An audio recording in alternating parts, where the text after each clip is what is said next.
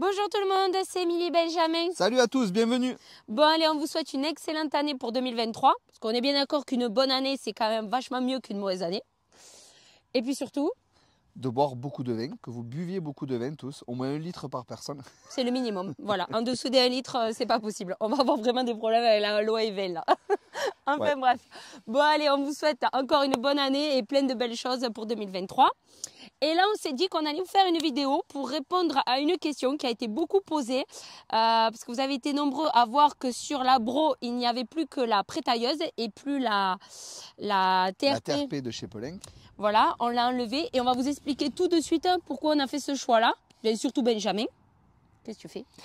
Je tiens le trépied parce que sinon il va s'envoler. On va prendre l'air et puis on ne pourra plus tourner la vidéo. Voilà. Donc tout simplement pourquoi on l'a enlevé, on va vous montrer ça en détail comme vous a dit Émilie. Alors, on va pas vous le montrer, on va vous l'expliquer. On va vous l'expliquer. Et puis, on va envoyer donc Ginette qui va prendre son micro et qui va aller interviewer la personne responsable de ce choix. Action. C'est parti. Oui, effectivement, je vous remercie. Donc, j'entends dire dans l'oreillette que monsieur Benjamin est pas très loin. Donc, je vais vous le chercher. Je vous le chope, il est par là. Donc, monsieur Benjamin, pourquoi avez-vous fait le choix d'arrêter la TRP et la prétailleuse en même temps, ce qui combinait les choses et qui était quand même une bonne chose au départ? Alors la bonne chose, elle est sûrement sur ce système-là parce que ça permettait de gagner du temps, de l'argent, des ouvriers, du personnel à moins dessus, etc. Du fait qu'il y ait deux travail sur un outil. Oui, de combiner le travail, quoi. Exactement. Le souci ici sur cette exploitation, c'est que nous avons plusieurs styles de vignes. Donc des vignes qui ont été montées en taille rase où il n'y a pas de releveur. Comme on peut le voir derrière, c'est-à-dire que ces vignes-là, si je comprends bien votre raisonnement, n'ont pas de fil releveur au-dessus, ni de piquet au-dessus. Et aussi, au passage, je vois qu'elles n'ont pas de goutte à goutte, que le goutte à goutte est donc enterré dans ces vignes-là. Oui, j'allais oublier le goutte à goutte. Exactement, exactement Ginette. Le goutte à goutte, enfin Émilie. Non, Ginette. Ginette, pardon. Donc oui, en effet, le goutte à goutte non plus n'est pas présent. Donc là, vraiment, le combiné est au top. Voilà, et vraiment à prendre en compte, il faut vraiment utiliser le combiné pour gagner du temps et de l'argent, etc., etc., etc. Oui, alors ma question, attendez, parce que etc., c'est que si je comprends bien, vous n'avez pas la totalité de votre exploitation qui ressemble à ce système-là. Non, l'exploitation justement est partagée quasiment en deux, où on a du comme ça et de l'ancienne taille guyot qui a été transformée en cordon pour la taille rase, mais où il y a les piquets au-dessus du cordon et donc ces fameux fils releveurs et notamment de l'irrigation aussi des tuyaux qui passent sous le cordon à 20 cm de haut.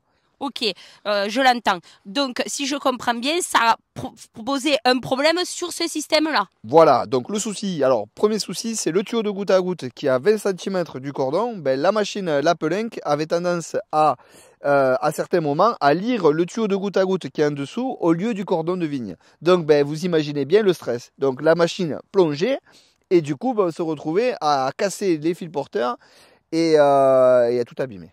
Donc, un stress pendant la conduite du fameux combiné. Ok, je comprends votre stress. Vous deviez prendre énormément de cachets pour gérer ce stress-là. Voilà, ou on se droguait un petit peu pour se calmer. Ok, donc je comprends, le tuyau est un problème, mais on est bien d'accord qu'à l'heure actuelle, avec le manque d'eau, le tuyau, on ne peut pas l'enlever et faire strictement de l'enterrer, c'est un problème parce que j'ai entendu dire aussi qu'il y avait un problème de fourmis chez vous. Exactement, on a un problème sur l'exploitation de fourmis qui nous mangent les membranes des goutteurs qui sont pour le goutte à goutte enterré à 40 cm de profondeur. Donc on ne peut pas faire du goutte à goutte enterré partout sur toute l'exploitation.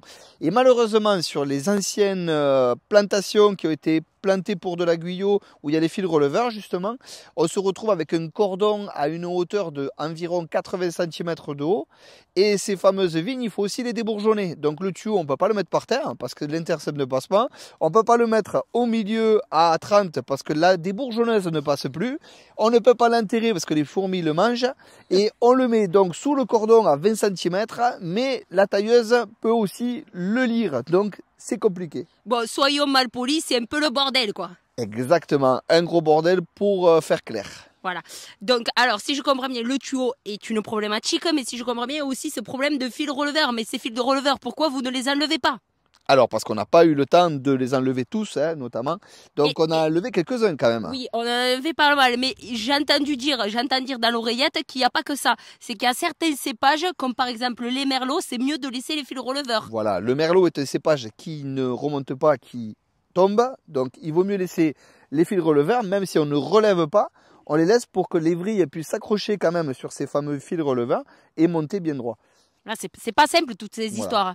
Donc, et oui, vous voulez Et il y a une rajouter chose aussi à prendre en compte, c'est que ces fameux releveurs, comme nous ne les entretenons pas parce qu'on ne relève pas, on les tend, des fois malheureusement sont détendus, donc font des vagues.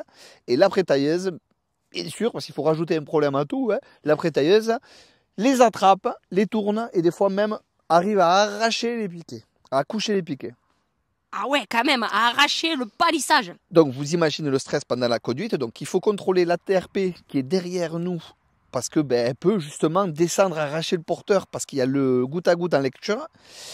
On doit contrôler la pré-tailleuse devant parce qu'elle est peut-être pas à la bonne hauteur parce qu'on essaye nous en taille rase de pré-tailler le plus près du cordon. Donc il faut aussi contrôler que la pré-tailleuse n'arrache pas, ne chope pas les fils releveurs. La TRP, le goutte à goutte, etc. Donc un stress quasiment permanent. Donc pour des vieilles vignes, c'était très compliqué ce système-là, ce fonctionnement. Voilà. Donc, je pense qu'on a été le plus clair possible par rapport à cette problématique.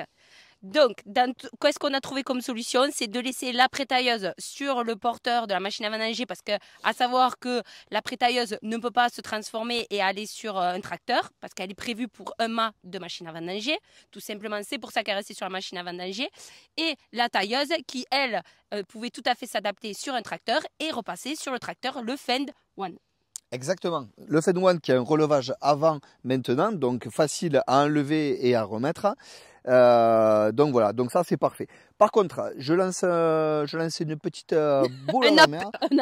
Un appel. Si des fabricants de taille rase pourraient faire un système qui ne différencie le tuyau de goutte à goutte et le cordon de vigne, je suis preneur. Mais à 100%, ça me permettra de pouvoir remettre la taille rase sur le porteur et travailler sans trop de stress. Ça serait déjà pas mal. Oui, parce que bon, du stress, d'après ce que j'ai compris, votre femme vous en donne déjà pas mal. Oui, tout à fait. On est déjà bien assez stressé comme ça par la vie, donc on va s'éviter d'être stressé au travail. Bon, mais voilà, bon allez, cet épisode se clôture. On a essayé de vous faire ça avec une petite touche d'humour parce que vous nous connaissez depuis le temps, on ne pouvait pas faire ça de façon sérieuse. Donc, on clôture cette vidéo. J'espère que vous avez bien compris notre choix. Au final, c'est jamais simple. On fait des tests. Chaque année, on essaye certaines choses. On voit si ça va pas. Ça faisait 2 ans quand même qu'on avait combiné les 2 travaux, ce qui était top. Mais bon, voilà, à la fin de la saison dernière, on a fait un bilan et ça devenait très compliqué. Il y avait beaucoup de réparations, beaucoup de temps de perdu. Donc, tant qu'on n'aura pas passé la totalité de notre vignoble dans ce schéma-là, c'est-à-dire de la vraie taille rase avec du goutte à goutte enterré, ce qui ne va pas être non plus complètement possible, où il faut encore gérer des adaptations, vous l'avez bien compris. Mais pour l'instant, on va devoir faire du différé. Enfin, bref. Non, on va garder ce système-là qui fonctionne très très bien. C'est ça. Qui, voilà, par contre, monopolise un ouvrier de plus sur le porteur et un passage de plus dans la vigne pour le tassement, c'est pas génial. C'est ça. Mais bon, à un moment donné, voilà. Des fois, il y a des problématiques où on cherche des solutions au plus simple aussi pour notre travail et que ça soit surtout bien fait. Voilà.